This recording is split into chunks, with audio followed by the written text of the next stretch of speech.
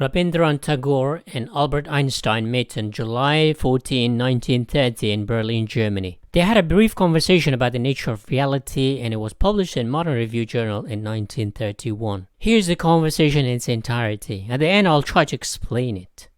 You've been busy hunting down with mathematics and two ancient entities, time and space, while I have been lecturing this country on the eternal world of man, the universe of reality. Do you believe in divine isolated from the world? Not isolated. The infinite personality of man comprehends the universe. There cannot be anything that cannot be subsumed by the human personality, and this proves that the truth of the universe is human truth. There are two different conceptions about the nature of the universe. The world as a unity dependent on humanity, and the world as reality independent of human factor. When our universe is in harmony with man, the eternal, we know its truth. We feel it as beauty. This is purely human conception of the universe. The world is a human world. The scientific view of it is also that of a scientific man. Therefore, the world apart from us does not exist. It's a relative world, depending for its reality upon our consciousness. There is some standards of reason and enjoyment which gives its truth, the standard of the eternal man whose experiences are made possible through our experiences. This is a realization of human entity. Yes, one eternal entity. We have to realize it through our emotions and activities. We realize a supreme man who has no individual limitations through our limitations. Science is concerned with that which is not confined to individuals. It is the impersonal human world of truths. Religion realizes these truths and links them up with our deeper needs. Our individual consciousness of truth gains universal significance. Religion applies values to truth, and we know truth as good through our harmony with it. Truth, then, or beauty, is not independent of man? No, I do not say so. If there were no human beings anymore, the Apollo Belvedere no longer would be beautiful. No? I agree with this conception of beauty, but not with regard to truth. Why not? Truth is realized through men. I cannot prove my conception is right, but that's my religion. Beauty is in the ideal of perfect harmony, which is in the universal being. Truth is the perfect comprehension of the universal mind. We individuals approach it through our own mistakes and blunders, through our accumulated experience, through our illumined consciousness. How otherwise can we know truth? I cannot prove, but I believe in the Pythagorean argument that the truth is independent of human beings. It is the problem of the logic of continuity.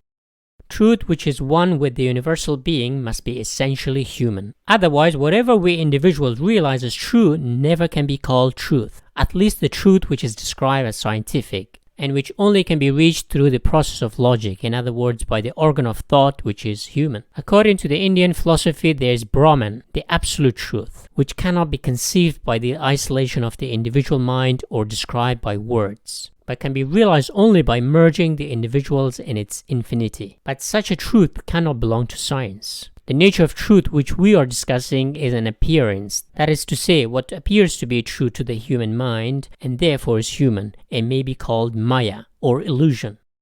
It's no illusion of the individual, but of the species. The species also belong to unity, to humanity. Therefore, the entire human mind realizes truth. The Indian and the European mind meet in a common realization. The word species is used in German for all human beings. As a matter of fact, even the apes and the frogs would belong to it. The problem is whether truth is independent of our consciousness. What we call truth lies in the rational harmony between the subjective and objective aspects of reality, both of which belong to the superpersonal man. We do things with our mind, even in our everyday life, for which we are not responsible. The mind acknowledges realities outside of it, independent of it. For instance, nobody can be in this house, yet that table remains where it is. Yes, it remains outside the individual mind, but not the universal mind. The table is that which is perceptible by some kind of consciousness we possess. If nobody were in the house, the table would exist all the same. But this is already illegitimate from your point of view, because we cannot explain what it means that the table is there independently of us. Our natural point of view in regard to the existence of truth apart from humanity cannot be explained or proved. but it's a belief which nobody can lack, not even primitive beings. We attribute to truth a superhuman objectivity. It is indispensable for us. This reality, which is independent of our existence and our experience and our mind, though we cannot say what it means.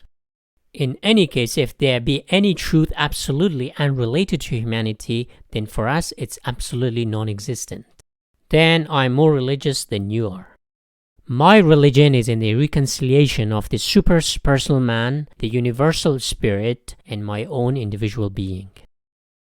Okay, let me try to explain a few things. Einstein believed that reality exists outside human observation, intervention, and consciousness. His theory of general relativity postulates that four dimension of space-time, which has a curvature, created by gravity, and depending on the mass of the object, time slows down or speeds up. His special theory of relativity said that the faster one goes, the slower time becomes. Tagore believes that truth and reality depend on human. This was perhaps in the light of Heisenberg's uncertainty principle, that in quantum physics, particles, if we measure their speed, we cannot know their position in space. Niels Bohr had a debate with Einstein too around this time. Bohr argued that the particles don't exist unless we observe them. So Tagore is using that quantum reality to human reality, saying that reality is human dependent. Einstein believes reality has to exist independent of humans, otherwise we cannot explore something that does not exist. Tagore says the very act of exploring, or the tool we use, i.e. science and logic, are human creations. Walter Benjamin, the German philosopher, once said that nature is subservient to human imagination. Fairies, gods, demons, and monsters all break the law of nature. They do things that are impossible in nature. Why? Because they are human creations. So perhaps human imagination follows the same law of quantum physics. Roger Penrose, a Nobel Prize-winning physicist, has a theory that consciousness is in fact quantum in nature. Quantum physics creates its own law, which sometimes goes against the law of nature. Penrose argues that consciousness is not a computer, but it is quantum in nature, thus creates its own laws of the universe through quantum effect. So, Einstein says reality exists with or without humans. Tagore says we humans collectively process reality, thus it's in essence human. What do you think?